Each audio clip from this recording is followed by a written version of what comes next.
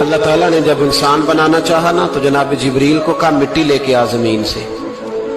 حضرت جبریل نے مٹی پہ ہاتھ ڈالا تو باقی کی مٹی رونے لگ گئی، اسے جدا نہ کر.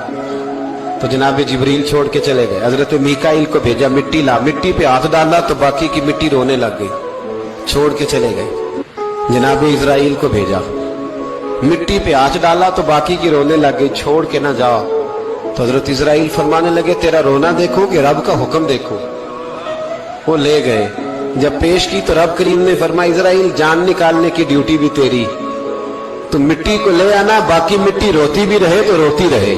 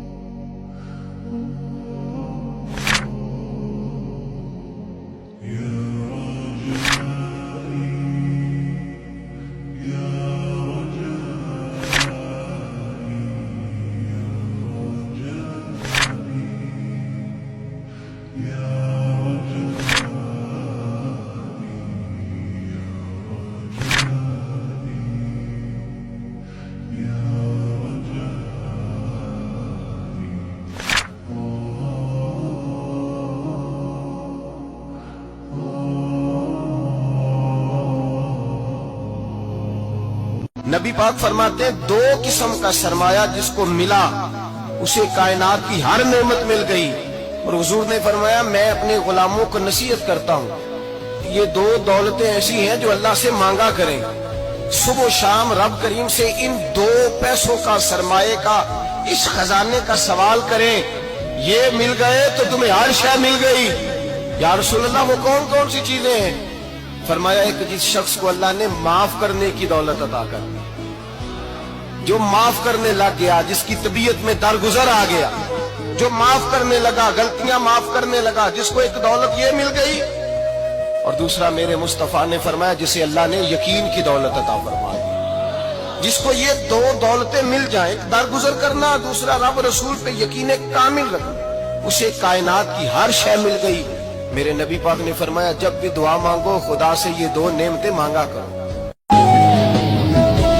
حضرت سلیمان علیہ السلام نا دعا کرنے کے لیے باہر نکلے، بارش نہیں ہو رہی تھی. آپ باہر نکلے تو ایک چونٹی نے اپنے پر پھیلائے ہوئے، آپ چونکہ جانوروں کی بولیاں جانتے تھے تو چونٹی بھی دعا مانگ رہے کہ اللہ مہربانی فرما، بارش عطا فرما. قحط پڑ گیا. حضرت سلیمان بھی سارے لشکر کو لے کے باہر نکلے دعا کرنے کے لیے. تو رب کریم نے فرمایا سلیمان آپ واپس چلے جائیں، بارش ہو جائے گی، اور دعا نہ مانگیں، آپ جائیں.